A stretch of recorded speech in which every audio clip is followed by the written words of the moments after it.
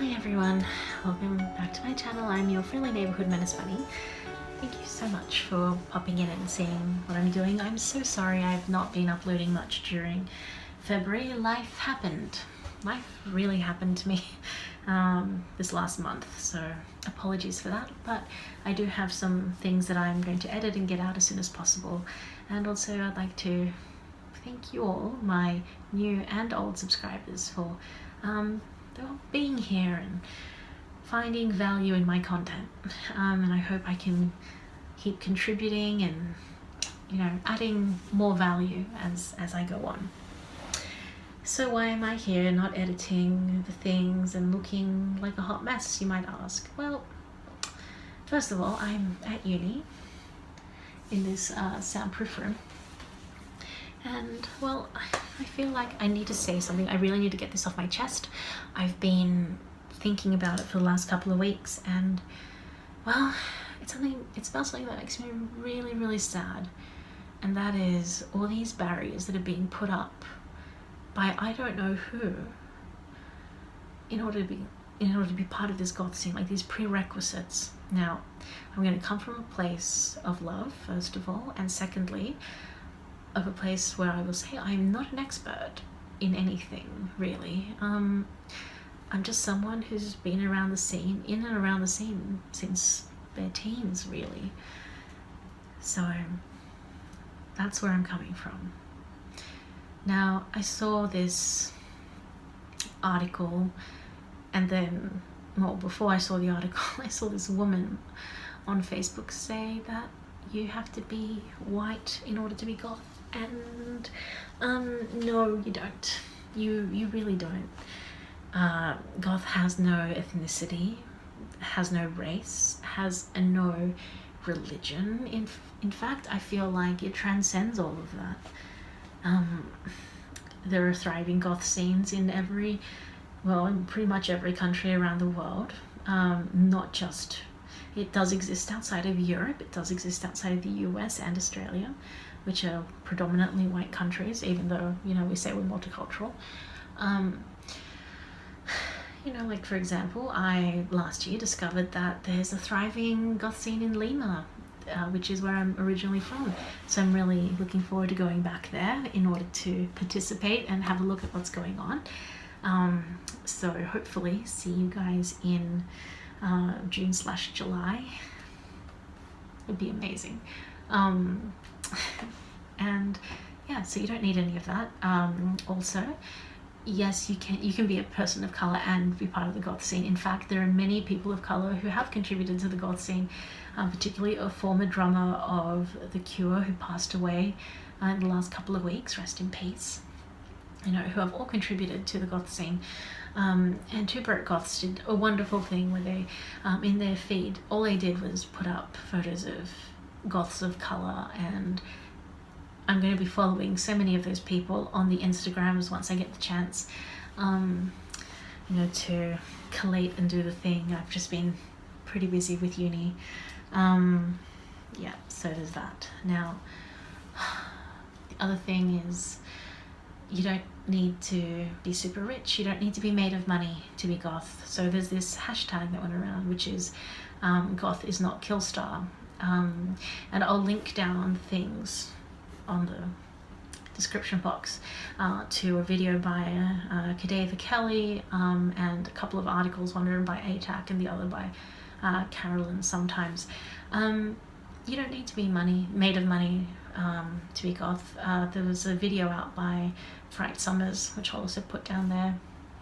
And a few other people have commented on it about, and as usual, it's usually about the commodification of goth, which I think there was a Cemetery Confessions podcast episode about, and if I find it, I'll put it in. But one of the things that I did learn so one of my majors at uni is sociology, and we did talk about subculture one semester, and the quickest way to kill the subculture is to commodify it and make it mainstream.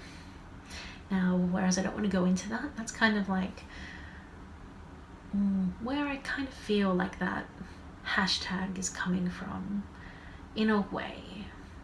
but also saying that you don't need a lot of money. Like, honestly, you don't know how I started out dressing goth in the goth scene. Okay, so my first goth outfit, so it's probably proto-goth. Yes, proto-goth outfit. So this is when I didn't know I was goth, but I was listening to the music, making my own music, and just kind of, I was in year 10, so it would have been about 15, 16.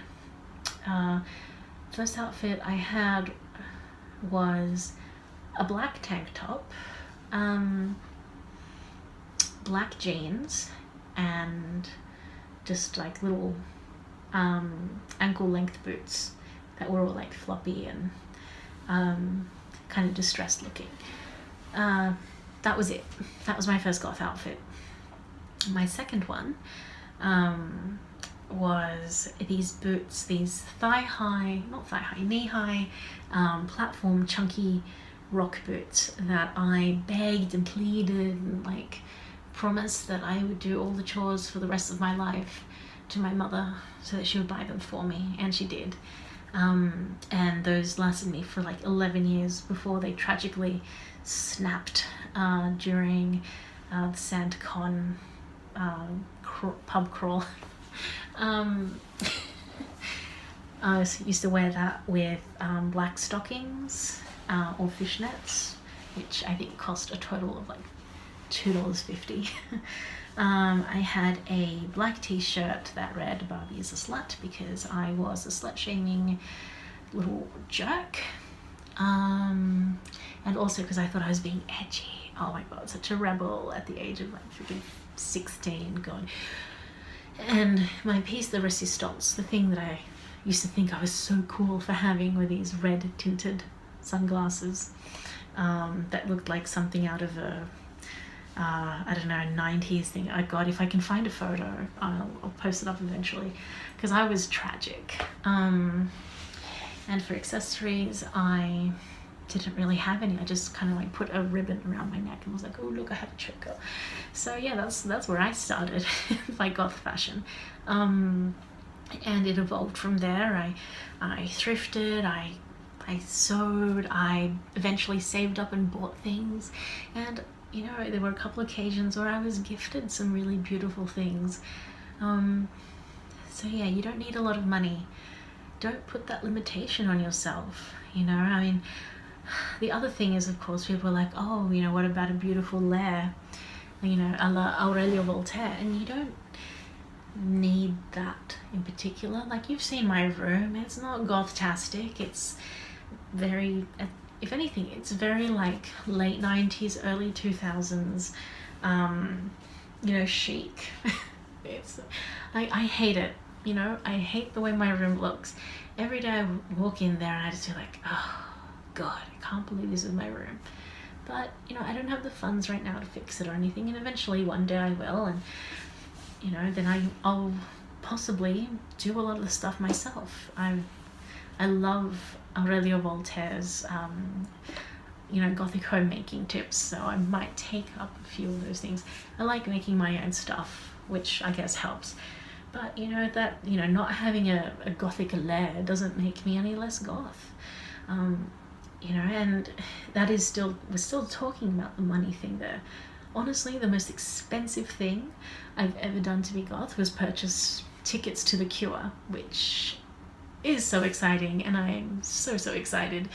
But I won't talk about that now because I'll vlog it and I'll show you guys later. In May, look out for that in May. Yeah, so that's the most expensive thing I've done, you know, in order to be quote-unquote goth. And if it counts, which I don't think it does because I did go there to visit family, was my trip to New York City, where I got to go to a goth club and I had a great time. So that was a year ago now, and I miss you, New York, I really do, and I'll be back soon. We can party some more.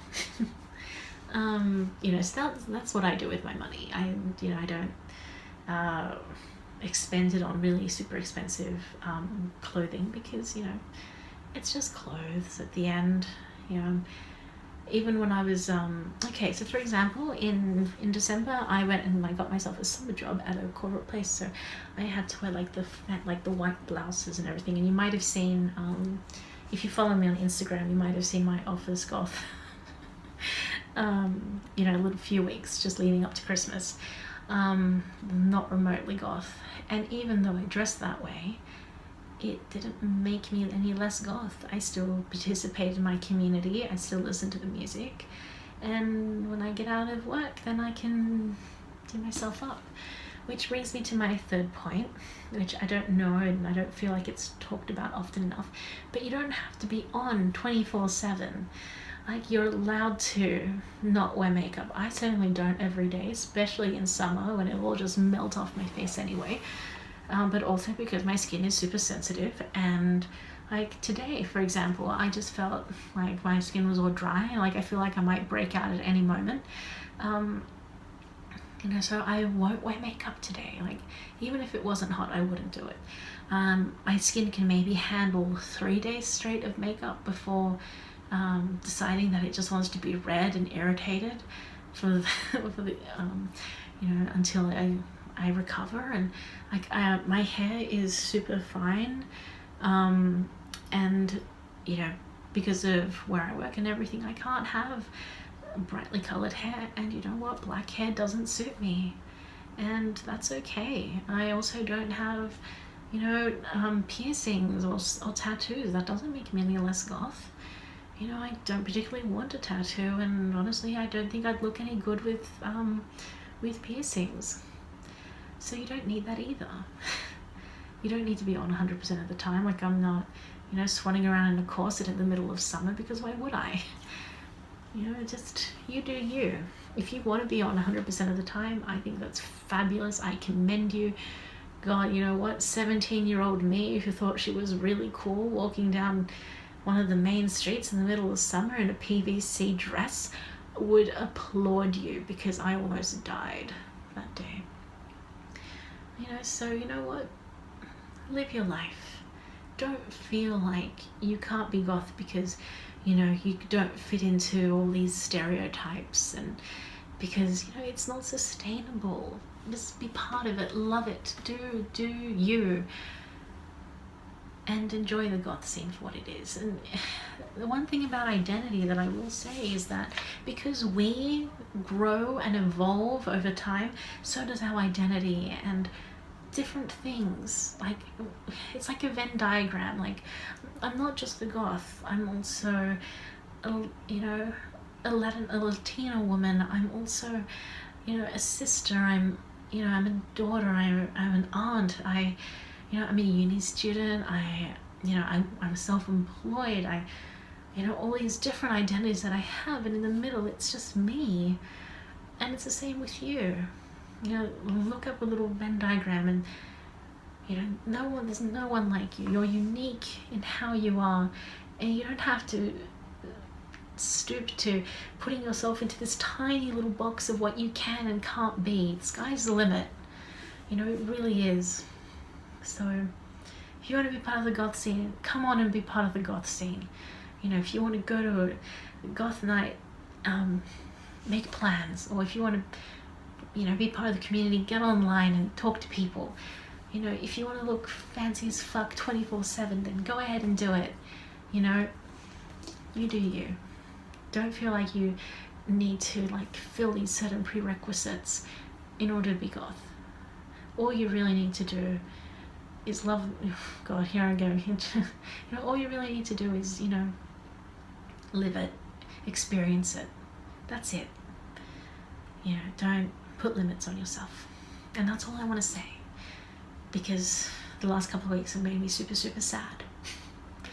But anyway, I better get out of here, because I'm sure there's some hubbub and noise. Somebody probably wants to use this room now. So anyway, thanks so much for watching me ramble on for like 15 odd minutes, and I'll see you guys soon. Okay, much love, and thank you for watching.